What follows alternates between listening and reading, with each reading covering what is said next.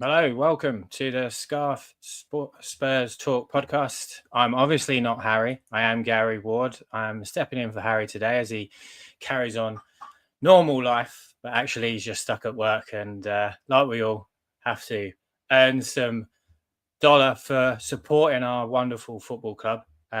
Today we're just talking to two panel hosts today. Dillion is a Tottenham fan and Bradley, who is a Burnley fan. Dillion, thanks for joining us today. Tell us a little bit about yourself, how long you've been a Spurs fan for. Thank you. Yeah, all my life. Grew up in North London. Not there now, unfortunately. But yeah, happy to be here. Very, very happy to be here. It's my first time here. I create Spurs content myself. So yeah, just happy to be here. Happy to get on with it. Great, that's great. Where do you create your Spurs content? So YouTube, I'm mainly found TikTok? on YouTube. Yeah, and all the other socials, just me posting about. Yeah. Perfect. And Bradley, you need to unmute your mic for me. There we go. And you are a Burnley fan, but you're based in Great Yarmouth. How long have you been a Burnley fan? So born in Burnley. Lived there for about 9-10 years. Moved down here 12 years ago, and I've supported them all my life.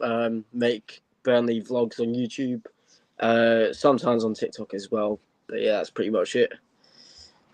That's great. Well, pleasure to have you both with us today. Obviously, we are live here on YouTube. We're across all podcast platforms. If this is your first time, please drop a like, a follow, and a 5-star review. I'm sure Harry and the rest of the team will be very grateful for that. But for today's podcast, we're just going to talk briefly about some transfer news for Tottenham. Obviously, we don't want to bore Bradley too much with Spurs talk. And then we'll get into talking about the game tomorrow, first game of the season, and under Thomas Frank. So, Dillion, just briefly, how was your thoughts on Wednesday night? Gosh, it was a frustrating one. Very, very frustrating one. Throughout the whole game, we looked so confident. I was really confident, especially after the first goal went in, because pretty much for the entire 80 minutes, we were in full control and PSG looked quite lost. Especially after that second goal went in, I thought, this is it. In the back of my mind, I sort of reserved a bit of, mindfulness that we are still Tottenham at the end of the day. But, it was just, I just didn't really know what to make of it. I didn't really understand what actually happened. It seemed like we made a couple of substitutions, as PSG did as well, but the entire game just completely flipped in the last 10 minutes, and conceding 2 goals that late is never ever nice, especially in a final. Ultimately we did get what was coming to us, so there's definitely positives to take from it, I think, as the players said themselves. So hopefully, I'm sorry Bradley, but we'll probably try and take that in on Saturday tomorrow. Yeah, I agree with you. I think that for 85 minutes we were great.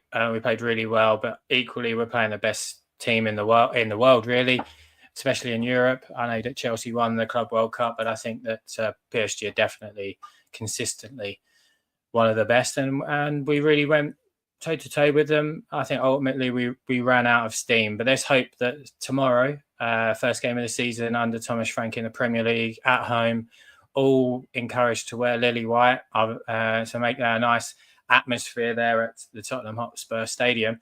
But before we go into that, we've got some news that's happening at the club at the moment.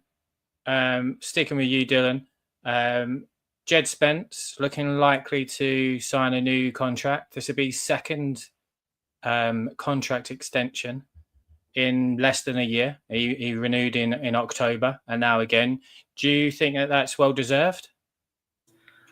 Yeah, I mean, when we first got him, I'm pretty sure it was under the Conte era, if I'm correct.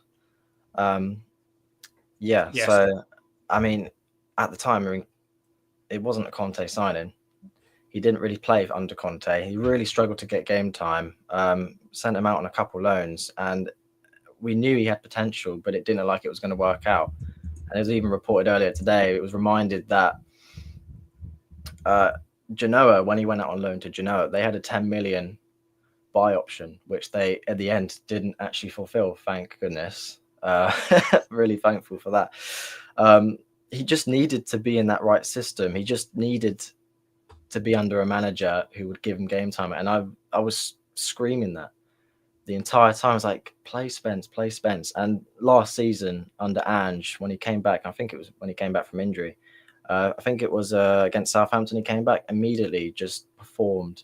And he's just been excellent, absolutely excellent recently. I think he definitely deserves a new contract, and I'm really delighted to see him stay at the club further. I'm pretty sure every Spurs fan would agree. I absolutely agree. I think he's very, very much deserves the pay rise that's probably impending for him. I think this probably is a pay rise as well as an extension, but just the way he's been playing, especially for us, you're covering left back, right back, definitely well deserved. Very excited for him this season. I think he was excellent on Wednesday and shows a lot of courage when he's on the ball, but also very, very confident, willing to go toe-to-toe with some of the best around. Obviously, some transfer links always happening at Tottenham, as I'm sure they are at Burnley, but we'll just quickly cover the latest ones at Spurs. Obviously, the biggest two are Savinho from Manchester City and Eberechi Eze. These two seem to be quite long sagas happening at the moment. Every day, I think all of us Spurs fans are refreshing Twitter, going on Fabrizio Romano's account, trying to find as much information as we physically can to see if they're over the line.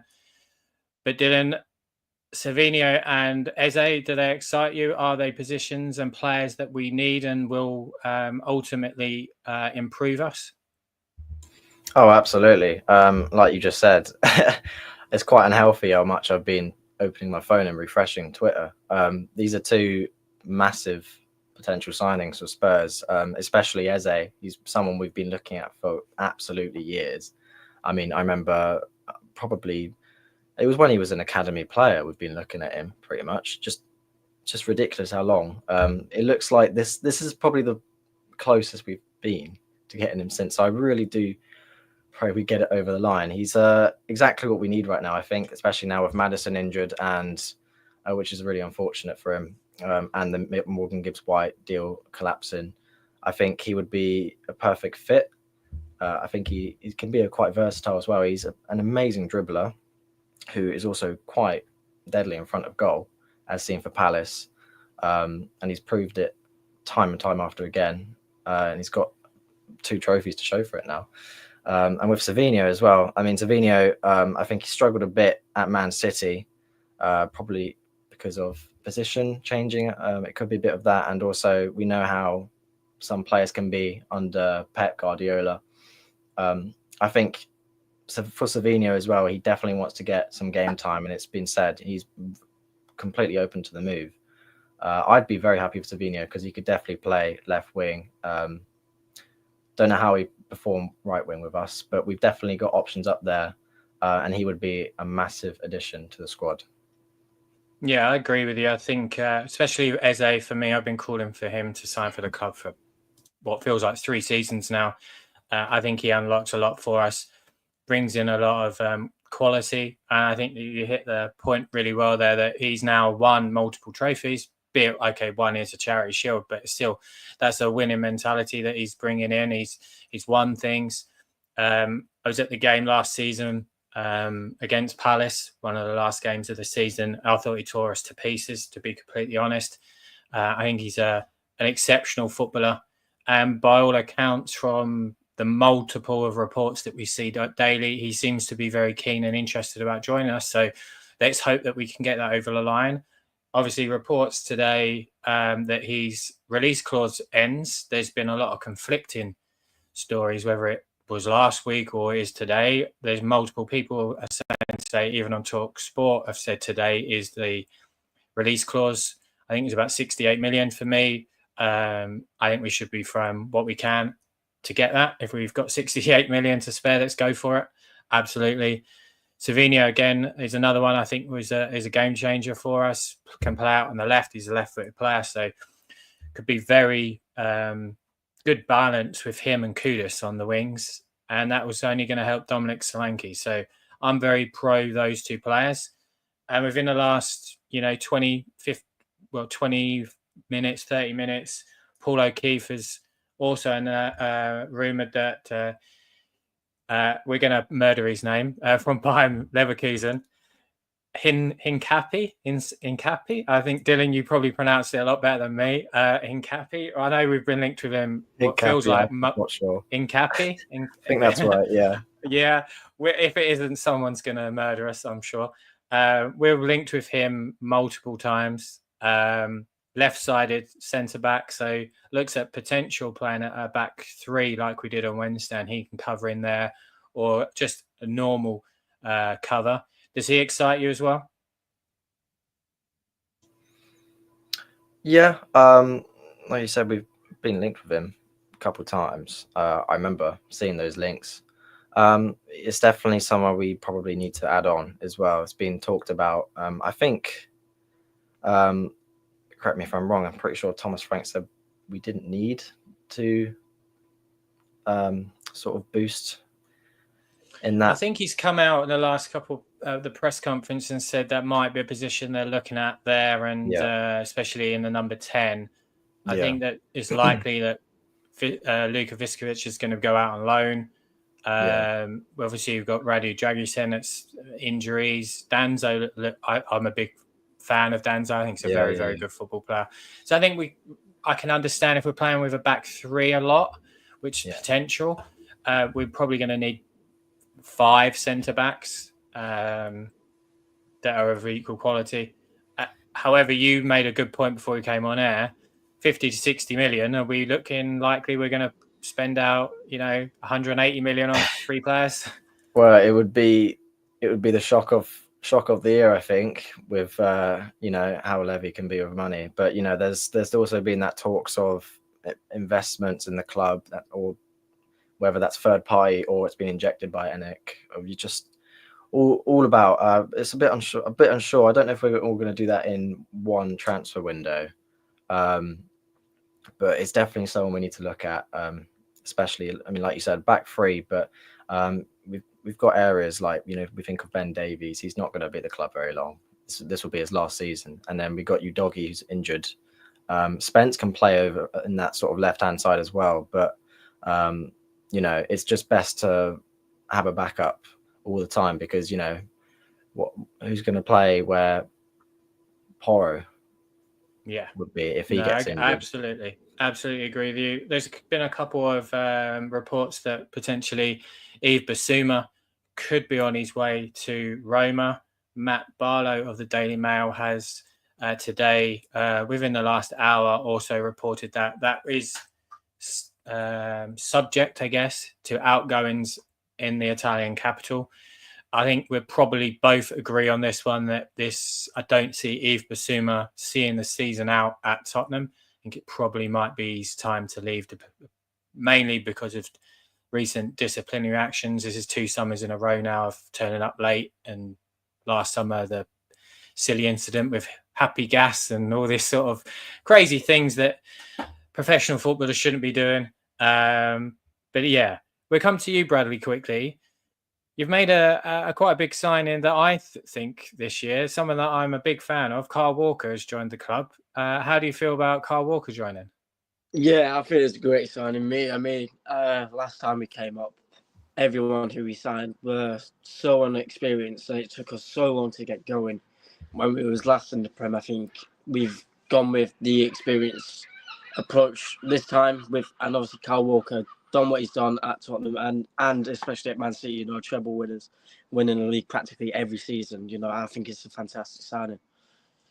Yeah, I agree with you. I think it definitely. I wouldn't have been opposed to him coming back to Tottenham, actually, especially if we were playing with a back three. I think the experience that he has, the winning mentality that I talk about quite a lot, I think that would have suited a lot of the younger players well. But I'm pleased that he's still the north of England, closer to home, and he's going to play. And I hope that he gets a good reception again, as he normally always does at Tottenham tomorrow. Anyone else that's recently been signed for Burnley that we should be, as Spurs fans, on the lookout and be wary of? I think Hartman's going to be a very good signing. He's looked quite good in pre-season against Lazio. The link up between him and Walker was very good. The diagonals across the pitch. Marcus Edwards, we signed on a permanent during the summer. I can't even remember half the players we signed, to be fair. We signed quite a few players.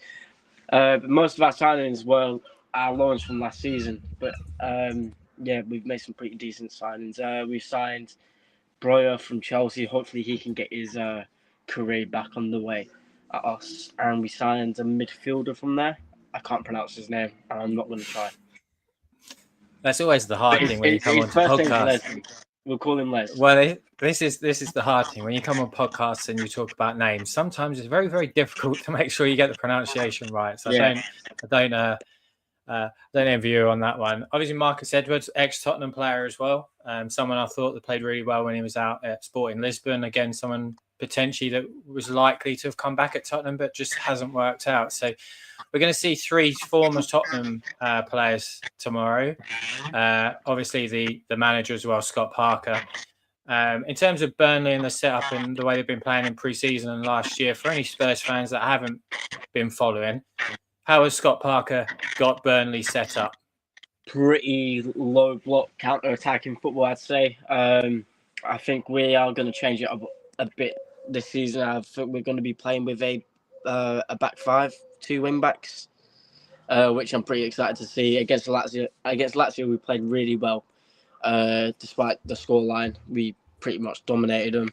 But yeah, it's pretty much the same as it has been over the last few years. Just I don't know what to expect. It's going to be high. It's always hard to expect something right on the first game of the season. Dillion, we played a back 5 on Wednesday night, and I thought that we'd done very well in terms of the counter-attacking and regaining possession of the ball. How do you see us playing against a team that plays a back 5?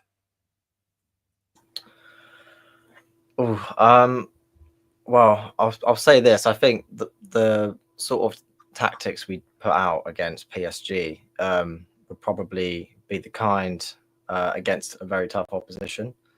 More sort of high pressure and counter-attacking football, which again, as we know, we played so well for about 80 minutes before last 15 minutes, but we don't talk about.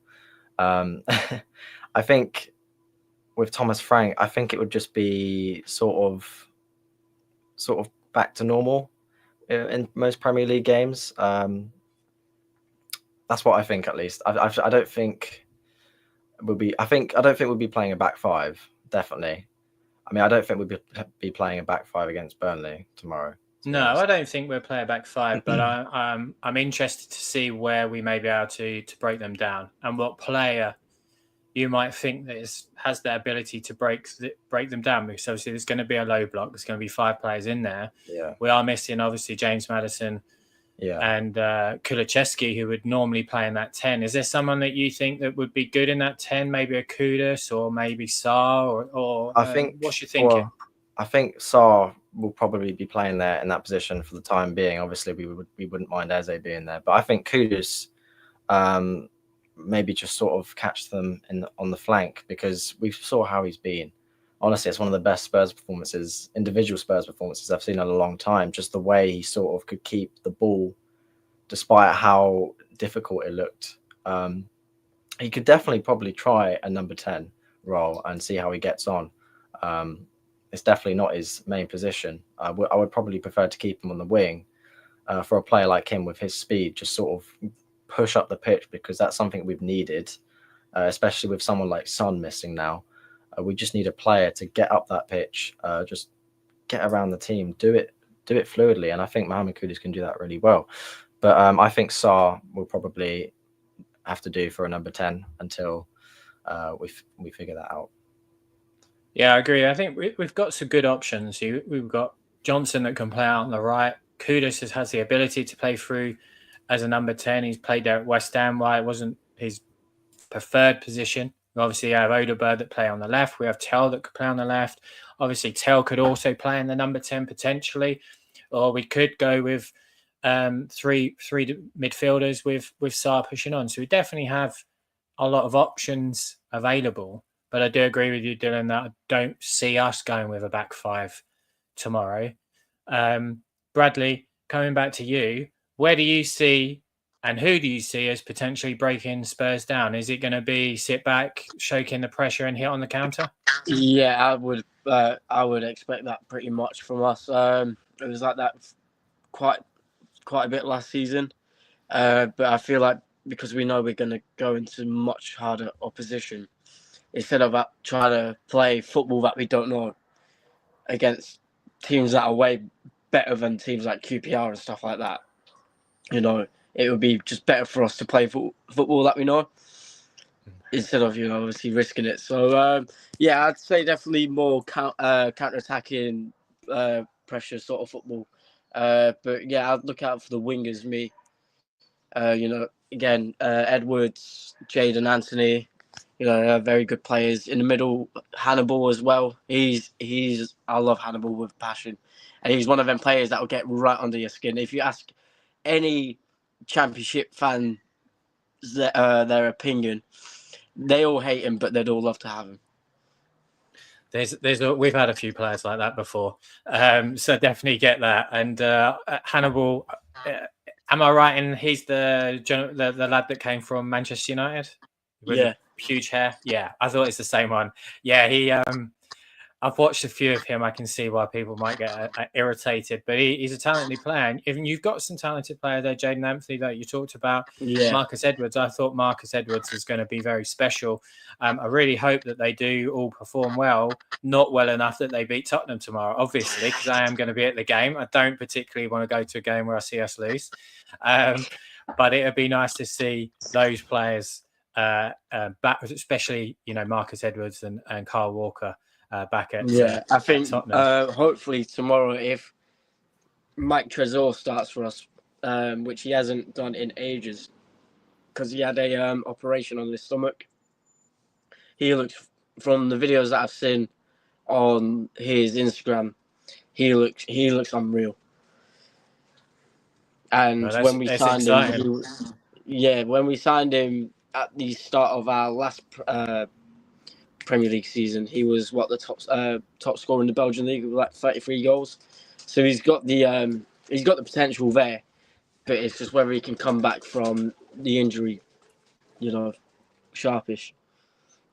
Yeah, I think injuries are definitely coming back from serious injuries. Definitely something to take time over. We've got James Maddison out. I think James Maddison probably won't play at all this season with a really serious injury. But the last time Tottenham and Burnley faced off was in May 2024, the season that Burnley unfortunately went down. It was a 2-1 victory for Spurs, having gone 1-0 behind. Yeah. Do you see that potentially happening tomorrow, that Burnley go one ahead and then Spurs are fighting back? I mean, potentially Burnley could sit back and defend a lead? Oh. Again, I really don't know what to expect because that season was a different, style of football under Company. We were making the same mistakes week in, week out. We could play good attacking football. We just couldn't finish our chances off, and we couldn't defend either. Whereas this time around, we're not as good attacking, but we're very good defensive. So again, I really don't know what to expect from us tomorrow. I mean, obviously you look at pre-season friendlies, but you can't really, for me, pre-season friendlies are all about getting fitness in, not about the scores. So again, I really don't know what to expect. I think Dylan, it's probably the case of it's similar for Tottenham as well, right? We're not too sure on what to expect from this team because it's a brand new manager for us. Granted, we've seen one game on Wednesday, but it's Premier League's a different kettle of fish. We're going to go against a completely different setup of a side. I guess it's very similar for Tottenham fans as well. Yeah, it's similar situations for both teams tomorrow, like you just said. With Spurs especially, it's a completely new era, Thomas Frank era. We've not really seen too much of him at Spurs yet, so it's going to be interesting to see how he adapts his style of play into the squad, especially with hopefully new signings coming in. Especially, I think some people might forget Champions League as well. That's going to be a massive test for him because he's never actually managed in the Champions League before.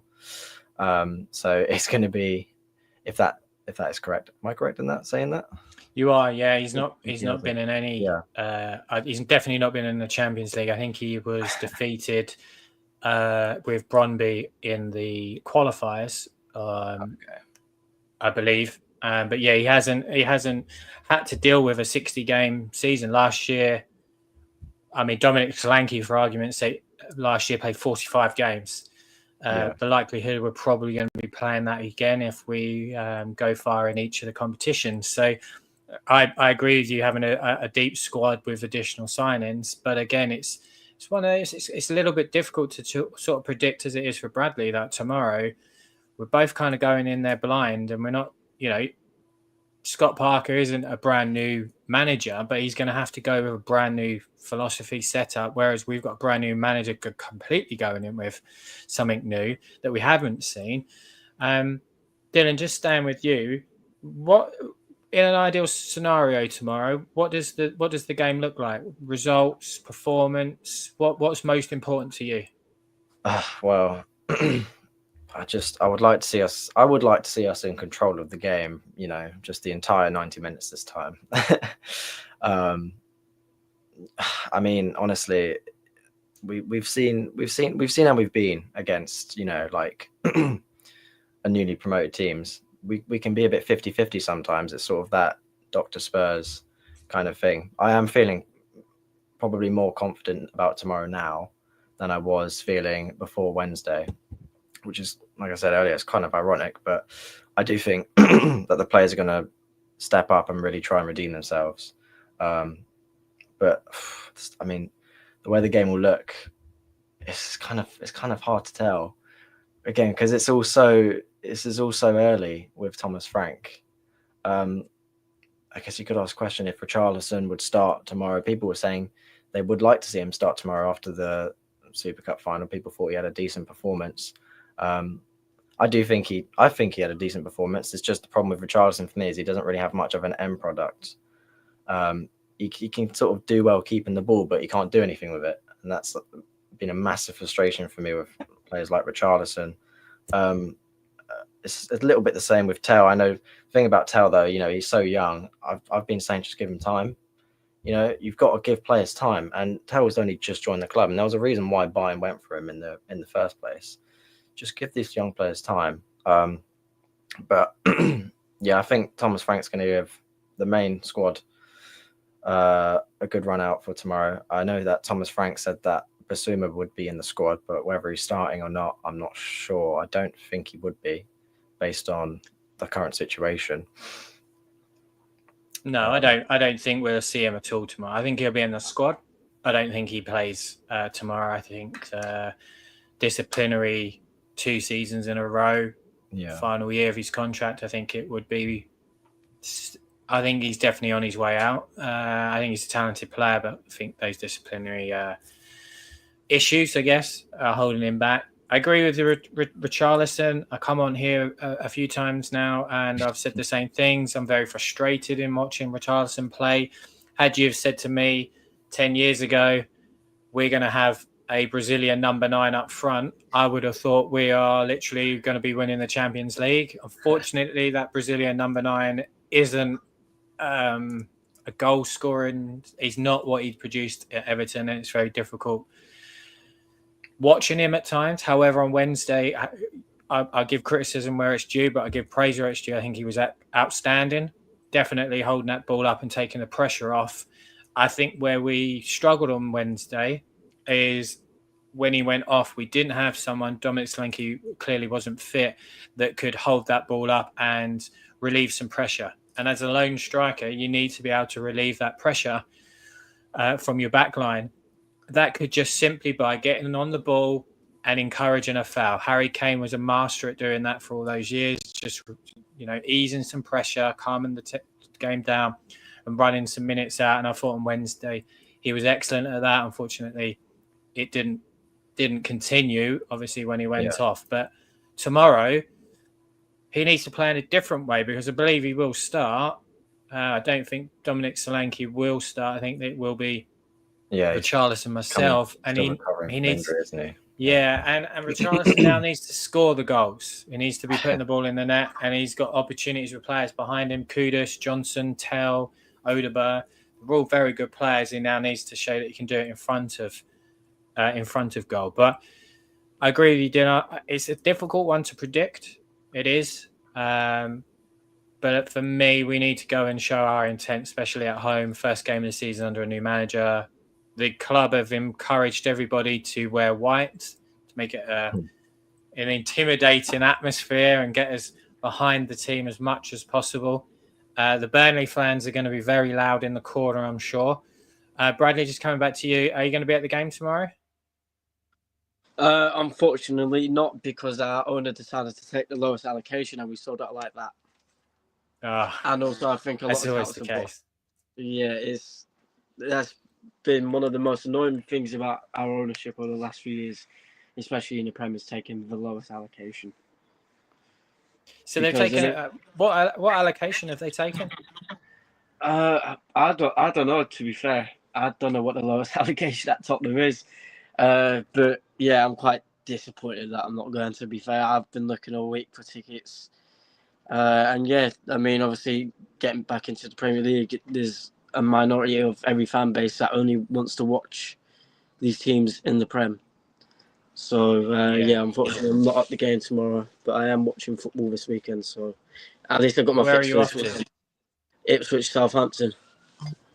That's still pretty good. As I said before we came on, we're relatively quite close. I'm in Cambridge. Ipswich is one of our local teams. So obviously Kieran McKenna, ex-Tottenham coach as well. So I'd love to see him do well this year. And my wife works in Ipswich as well. So I'm sure you'll have a great time watching the game as well. In terms of tomorrow, predicted lineup for you, prediction on the score. Where do you see things? I can't give a predicted lineup because I don't know who's out injured or who's ready for tomorrow. I think Dubravka's still out. Foster, Fleming, Manuel Benson, and Jordan Bayer are all out. But yeah, scoreline. I can't think of a scoreline. Optimistically, it'll be 1-0 win for us, but realistically, it'll probably 3-0 to use. 3. Dylan, are you echoing the 3-0 win? Or are you being a bit more pragmatic? I hope so.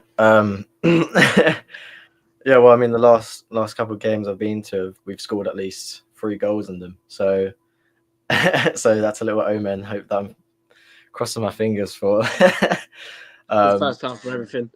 Unfortunately, yeah. There is, and it would be such a us thing to do. But I mean, you can't rule anything out. I mean, I think, you know, with Burnley, it's the first game back in the Premier League. It's away. You're going to be absolutely buzzing for it, I can imagine. Yeah, I can't wait for tomorrow. Yeah, I mean, I can imagine the players really being up for it, especially players like we've been saying, Kyle Walker playing against, and then you've got Scott Parker managing against Marcus Edwards. I bet they're going to probably put that extra 10% in just because it's their former stomping ground. Yeah, and it's Spurs, and everyone seems to want to do well against Tottenham. It seems to be an online thing as well. Not too sure why, but that's another argument for another day, I guess, on that one. For me, I agree. It's going to be a difficult game. My main concern being that we don't have Maddison or Kulusevski in that number 10, and with Burnley likely to pay a back 5, I would have thought it's going to be difficult for us breaking down. We do have the quality in other areas. That's my only main concern. I think if we can score early, quick, that encourages Burnley to play out a little bit more, which allow us some space in behind. But for me, I'd love to see a 2 or 3-0 victory. Scott here thinks 3-1. So I hope we don't concede, but potentially we may do. on the break. Obviously, same with Hannibal and Marcus Edwards. Bradley, coming back to you, where do you realistically see Burnley finishing this season? I said 17th. I think Sunderland, Leeds, and Brentford go down for me. I think Sunderland, they've signed loads of players, and similar to Ipswich last season, us the season before, I think it's going to take them too long for them to click.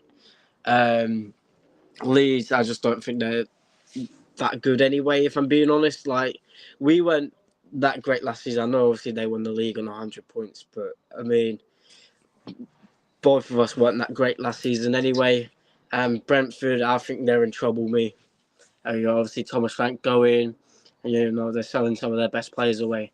I know they got in Jordan Henderson, but I mean, when they're selling players like they are, it's not really a good recipe. No, I agree with you. I think 17th is a great position, by the way. Yeah, could potentially win a trophy sitting in 17th. Yeah, I mean, I would take it 17th in the Carabao Cup any day. So I would take 17th in an FA Cup, a Carabao Cup, whatever. Or you could do a Wigan. In the Prem. Yeah. Look, football is about winning and winning trophies. That is what we want and we celebrate, and we want to see every year. You want to see your team lift a trophy. For me, I don't want to finish 17th. It's embarrassing in a way, but equally, that was one of the best nights I've had. One of my best friends, my brother and my daughter with me, just watching us win something was just life-changing, especially after these years. And I think that pure football people and fans, you want to see your team win. Now, it's on the opposite side for you, Bradley. They've gone down and they've come up. Do you still get that excitement when you're promoted? If it's say through a playoff victory or winning the championship, how does that feel? I mean, for me, the way I look at it is you got to live in the moment. So I mean, if we go back down again, we come up, I'll still celebrate it like the last one, but it does become very tiring at a point because you're starting to think, where's your club going? Like, what's the actual ambition here? But I know over the last few years, I mean, Alan Pace, our chairman, put a lot of trust into Vincent Kompany, and for him to go like that after we got relegated, I mean, so it feels like it's the start of a whole new project since Scott Parker came in. And then just fingers crossed. I mean, again, if we finish 17th, it feel like, we're actually starting to advance somewhere. Yeah, absolutely. And how is Scott Parker in terms of the fan base? Are they fully behind him? Do they enjoy him?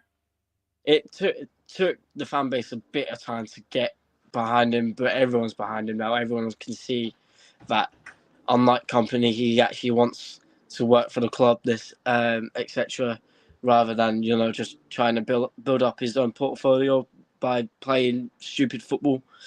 But yeah, no, the fan base are really behind him. That's good. I think he's got a lot of potential as a coach. I thought that Tottenham may ended up at one point were potentially sort of looking at him. I felt that. Obviously, he went down a division, which I think is always very good, especially for English managers. And not a lot of English managers get opportunities in the Premier League. It's only really a handful. And I am selfishly, because he played for the club, and I actually quite like him. I would love to see Scott Parker do well, and that obviously means Burnley does well, just not tomorrow. Yeah, I mean, when we had Kompany, you wanted him off us as well. I mean, there's something that's going on here. I mean, because Parker was linked with you before Thomas Frank came in, if I remember correctly. But yeah, I mean, for me, especially with Scott Parker as well, I don't think Fulham and Bournemouth gave him that much of a chance in the Prem. If I'm being honest, I think for me, if we go down again this season, I think we stick with Parker. Rome wasn't built in a day, so it's one of them. Yeah,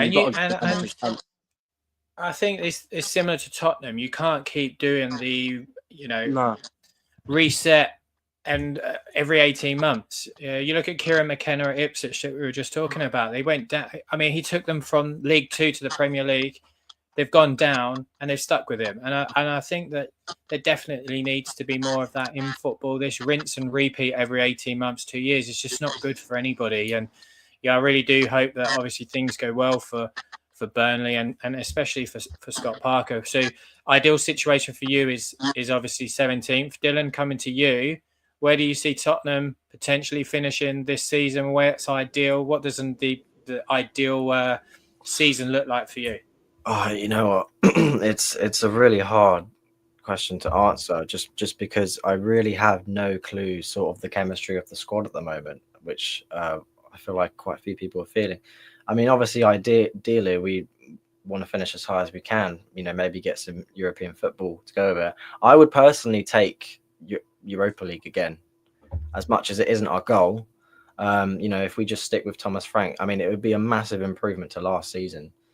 So I wouldn't be able to complain too much. Yeah, it's just it's a bit daunting to think about, to be honest. I think if we do manage to get Eze and Savinho in, things could be quite different. I think the thing that's frustrated me the most is how consistently we've been finishing over the last few years, sort of in the top 5, 6, and we have one bad season, and now just everyone is writing us off. Like, oh, we're not even going to finish top 10. It's like, what are we talking about? I think that's just really silly.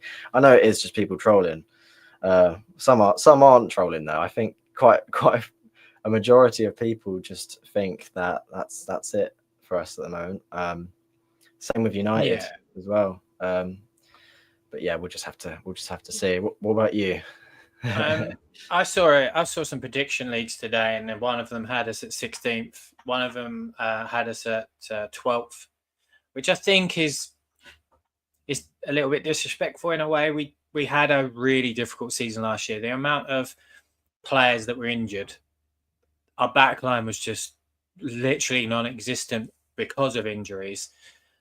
And with the manager, Postecoglou, his inability to adapt and change is what ultimately costed us in the Premier League. But equally, it won us a European trophy. It's very difficult and an odd scenario to have been in.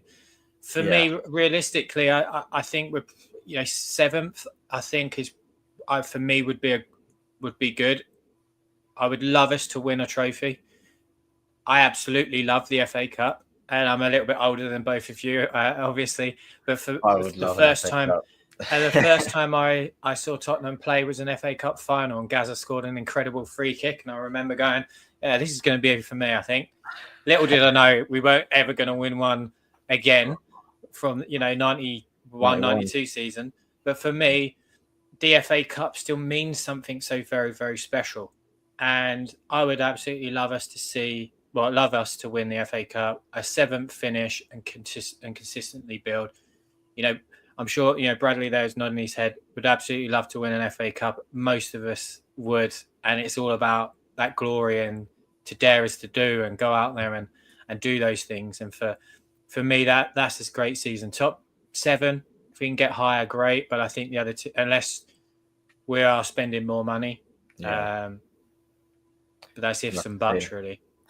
I'd probably sacrifice European football and finish a bit lower if we did win the FA Cup, I think, because then we automatically qualify as well. So I think that would be big. I wouldn't mind the League Cup, obviously, and that was the last trophy we won before the Europa League. That was a long time ago. Yeah, I'd be the same. I went to the stadium last weekend for a little look around, really just to have a photo with it and a selfie with the Europa League. I want to do that so bad. The League Cup was there, the FA Cup was there, and they look beautiful. And I certainly wouldn't be disheartened to see another one of those in our sort of trophy cabinet this year. But I think we're maybe clutching at straws for that. Dillion, you are going to tomorrow's game, you tell me. Yes. Are you participating in the protest tomorrow that's been announced by Change for Spurs? I didn't really know about it until a few days ago.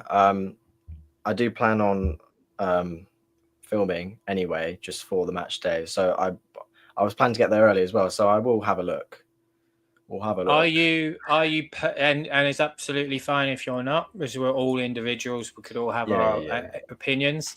Are you for protests in this sort of situation, the way that Change for Spurs are doing it, or are you happy and content with the way things are? I wouldn't say I'm happy with the way things are. I definitely think if we're going to change, we need to change now. And it's been pretty evident the last few years. I mean, as the years have gone on, it's just grown louder and louder. Yes, we've won a trophy. It now looks like we're spending more money, although I won't hold my breath. I think, this should have been happening years and years and years ago of the squads we had back then, who were always so close to winning the. Well, I mean, you got the Champions League, you got the League Cup back in 2015.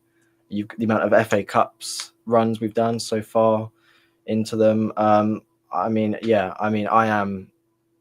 I am for the protests personally. I think there is a big change needed at Spurs, and there are definitely people who would be interested. Let's be honest. I mean, it's probably been treated more like a business than a football club, especially with the stadium, which, I mean, you can't deny is absolutely beautiful. I love it with all my heart. And, I don't mind events being taken place there if it means we get a bit of extra money in, but I don't like the way it's gone about because of who Levy is. Yeah, I echo the thoughts there. Obviously, Change for Spurs have announced, which I'll just read out to you. Our club, our voice, profit before glory. Join us to fight for the lack of investment in our team. That's tomorrow, 1:30 p.m. meet. That is opposite the three logos you see on the side of the stadium. So the Tottenham, the NFL and Formula One logos, to be directly opposite that. Yeah. This has been another summer of failure from the club. We have no clear transfer strategy, overly expensive ticket prices, and a board that once again is showing no ambition. Although transfer rumours, have circled since our announcement on Monday, we still believe that the recruitment strategy and spending isn't aligned with the revenue we generate. This will be the first in a series of planned protests for the season, and Change for Spurs encourage people to join them for what is a friendly protest. As I said earlier, I will be at the ground tomorrow. I do intend to walk with those people, men and women, children that are part of Change for Spurs. When that came out, interestingly, that they don't normally do this, but the Tottenham Hotspur Supporters Trust have also seemingly backed the protest. They then quoted on X about 4 or 5 hours ago, we couldn't quite get over the line on Wednesday night. Although the performance, not the result, offers encouragement, there's still plenty to do. Tottenham Hotspur Supporters Club's 5 principles include commitment to winning and attract and retain talent. Our survey shows that fans think the club are not doing nearly enough in both areas. With the clock ticking on the transfer window, little to date has been done to improve ratings, and they're asking people to check out the latest survey and voice further concerns. I don't know, Dillion, how much you pay attention to the Tottenham Supporters Trust, but that for me was quite surprising because I've never seen them make public comment like that. Yeah. I'm pretty sure I did come across that earlier today when doing my, at the moment, constant refreshing of Twitter, waiting for Fabrizio. It's definitely interesting to see. I can't say I do keep up with the protesting too much. I mean, it's something, obviously, I do back the message 100%. It's just not something that I've really managed to keep up with. But, it is definitely an interesting thing to see, especially now. In this time frame, I guess it's a point. By the way, ignore those messages. I know who that is. They're taking the piss. Thought I'd just add that in. Everybody's entitled to their opinions, whether you want to join in the protest or whether you don't. That is obviously completely your decision. Yeah. I always and have said a few times, for me, you fight for the club you want, not the one you're being given. For me, we're being given a club that isn't showing sporting ambition as opposed to commercial ambition. We show commercial ambition better than anybody. We don't show that sporting wise. And that's my biggest frustration. Absolutely. So for me, it's fight for the club you want, not the one you're being given. I've got absolutely nothing against the people that own the football club currently, other than I wish that they showed the same ambition as they do commercially, but on the football pitch, because we would likely have been Premier League champions. You know, the season when Leicester won it, that should have been us. Could have been Champions League, could have gone on, and we didn't. As I said earlier, I've spoken to Change for Spurs quite a lot. They were invited to come on today, but the main people there, he's actually going on holiday. So he sends his apologies. He couldn't make it. He's actually on his way to the airport. But he has sent me a message a little bit about Change for Spurs. Spurs fan club is to stage a protest ahead of the season opener after a summer of failure. Change for Spurs, a grassroots fan movement, will stage a major protest outside Tottenham Hotspur Stadium at 1:30 tomorrow. The demonstration comes after the Change for Spurs called another summer of failure with no clear transfer strategy, expensive ticket prices, and a board they say is showing no plan or no ambition. This will be the first in a series of planned protests this season, following last year's record-breaking fan demonstrations. Since forming in 2021, Change for Spurs has demanded transparency in decision-making, fairer ticket prices, and genuine investment in the success on the pitch. Billy, one of the Change for Spurs spokesmen, said, Daniel Levy talks about winning the Premier League and the Champions League, but this transfer window has been an absolute disaster. We pay some of the highest ticket prices in Europe, yet our owners treat us with contempt. Our fans deserve more. Despite Europa League success, Spurs finished 17th in the Premier League last season, and Change for Spurs say the club needed multiple quality signings early in the summer, but once again, the board has failed to deliver. Change for Spurs is calling on for supporters to arrive early, make their voices heard, and protest loudly, peacefully, and respectfully before kickoff. I think that definitely echoes a lot of what I've said there is the investment supporting wise. However, by midnight tonight, we could have Eberici Eze and maybe Savinho. It could be really bittersweet, wouldn't it? And it could be. So sporting success is paramount to all of us as football fans. Dillion is exactly the same. Burnley, he wants supporting success. So whether you want to attend tomorrow, I've just dropped my notes, so apologies. If you want to attend tomorrow, please do. If you don't want to attend, it's absolutely fine. You're right and you're privileged, but there will be demonstrations, peaceful and respectful. Yeah, absolutely. If I could just say one last thing about of course, Levy, I just think I'm not going to deny at all that Levy has done amazing things for the club. I mean, he's built us up when he took over us. I'm pretty sure we did not have a lot of money. He's built us an amazing training facilities.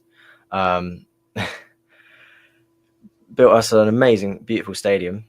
He's kept us competitive. I will admit that. It's just the problem is we have not been consistently, competitive for trophies, and especially in the transfer market. I can reply to that right there. Well, I think especially there, Ange had 320 million. 100 million would have been from Kane, so we can take 100 million from that.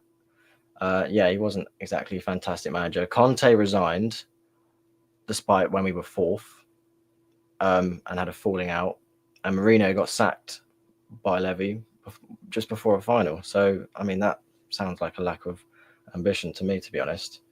I think the ambition is there. But biggest part for me is we talk about and the gentleman there is right in what he's saying.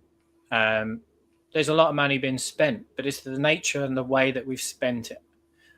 In 2019, when we bought in, in Ndombele and Sessegnon and Lo Celso, we spent around about 170 million. All of those players that we bought in that transfer window have obviously left the club. It cost us 800,000 in transfer fees to get them out of the club. So there's 170 million we've lost and recruit no money. So a big part of, for me, is the way that we recruit and the way that we sell, our inability to sell players. In Ndombele, we paid 5 million to get rid of him. We released Sessegnon, who then went and scored against us. Oh, I remember that. Yeah, when he came back. But we don't. It cost us 800,000 to see those players leave the football club. So for me, the money is obviously there, but in some senses, but it's the nature and the way that we handle recruitment and showing that success and buying players that can win now. That's how I think there is issues and problems within the hierarchy, and that comes down to whoever is in charge, the final decision makers, and essentially the recruitment. The recruitment is poor, but that comes from one person. That comes from a set of people overseeing everything, and they are the ones in charge. So they have to. It's like me. If I run a business and it fails, that's my fault, not the people under me. If there's success, it's all of our success because I'm the one that's the leader. I'm the one that's the manager and the person driving through. But we could go on about very much more about ins and outs and things like that. That's probably another podcast in its entirety, and we could spend several hours on that. But again, Change for Spurs is holding a protest tomorrow at 1:30 opposite the three main logos. Why we've got three main logos up on the side of our stadium, I don't know. It should just be Tottenham, but that is my opinion. Finally, end of just finishing up in terms of where I think Tottenham will finish. I hope a 7th place finish and a trophy would be outstanding. Dillion, we're just going to round up for those that are listening, mainly here on YouTube. Dillion, just tell us a little bit about what you do, the content you make, where they can find you, social media wise. Yeah, I run a channel called Dillion COYS. I just started up not too long ago. Just make pretty much watch alongs, sort of kind of like this as well. My own sort of podcast reactions and Premier League content. Hopefully, Matchday vlogs coming up soon as well. And you can find me on Twitter, TikTok, and Instagram as well. Perfect. And Bradley, how about yourself? Yeah, similar on YouTube. Bradley Miller on Twitter as well. The @'s right there. I've done a few other stuff on YouTube as well with Channel 4, on TikTok with Green King. My nice. TikTok is Bradley Miller YT as well. So yeah, it's pretty much the same. I think I have a link tree somewhere, but yeah, that YouTube, Twitter, and TikTok's my main three. And is it mainly Burnley content, or is it just football in general? It's I wouldn't say, it's mainly, but I do go to other places. I like going to Italy. I love Italian football. I've only been there. Well, I've been to 3 Italian games, but I'm looking forward to many more. Branching out across Europe even more. I've been to the German 3rd division. I've been to the Eredivisie 2nd division. So, I mean, as soon as I can branch out even further, once I start growing even more. I mean, content should hopefully go like that. That's cool. I'm a big Serie A fan. It's one of my favourite leagues. Where have you been to this year? Where have you been to Serie A wise? So last season I went to San Siro for Inter Milan against Napoli, and then at the end of January, I went to Bologna against Como. Uh-huh. And then the day after, I went to Fiorentina against Genoa. Yeah, Wow. Florence is amazing. Florence. I was just reading that comment. Florence is my favourite city in the world. Wow. I went to Bergamo last season, Atalanta against Bologna. Main reason I went to Atalanta, and some people might do the same. They were my team on Football Manager, and I became a little bit obsessed with Atalanta and felt I had to go to the stadium. Well, we've got a good fan connection with Atalanta. Oh, really? Yeah, there's us, Atalanta, and a Dutch club. So yeah. It's a fantastic stadium. They've just done it up recently as well. They've added the new North Stand, I believe it is. Fantastic place. Off to the San Siro, which is a bucket list for any football fans. Yeah, as amazing. I'll be there for Inter Milan versus Cremonese this season, and then it'll be off to Turin for Juventus versus AC Milan, which I think is going to be a huge game. I'm living my dream. God. Well, it's not overly expensive to do these. No, trips. it's not. I've said this to people. It's not. If you fly from Stansted, you get to Italy for about 50 quid. Tickets about 30, 40 quid. Stay there for 1 or 2 days. Airbnb. That's 100. Yeah. Well, 100 quid at most. Yeah, I've seen that because it's ridiculous because I've seen people comparing those ticket prices to a train from London to Manchester, and it costs like triple. Yeah, I've got that in my head for a video idea. So. Yeah, I mean, you can look at the price for going from Great Yarmouth to Scotland and then spending that to go to a game. Obviously, we both use Stansted Airport as our main airport. I looked and I could go to PSV's a 45-minute flight, and you can go and watch the game for €30. And the flight is probably about €20. So for 50 quid, you go there and back in a day. I'm missing out. Well, Where's my passport? when I went to the Dutch second tier, there's a club called Helmond, and you have to fly to Eindhoven. That was literally 30 quid for a return. Yeah, I mean, it'll cost me that to get out of Norfolk. Oh, absolutely. And it'll cost a lot more to go and watch Tottenham, believe me. God. Last season was a lot of money. But I appreciate you both being on today. For everyone listening, thank you very, very much. If this is the first time you've joined us, please like and subscribe Harry's channel. Please also leave a 5-star review. We really do appreciate it. Harry will be back. I might be back for a couple more episodes next week, and then it'll be back to Harry. But until then, thanks everybody for listening, and come on, you Spurs. Up the Clarets. Come on, you Spurs.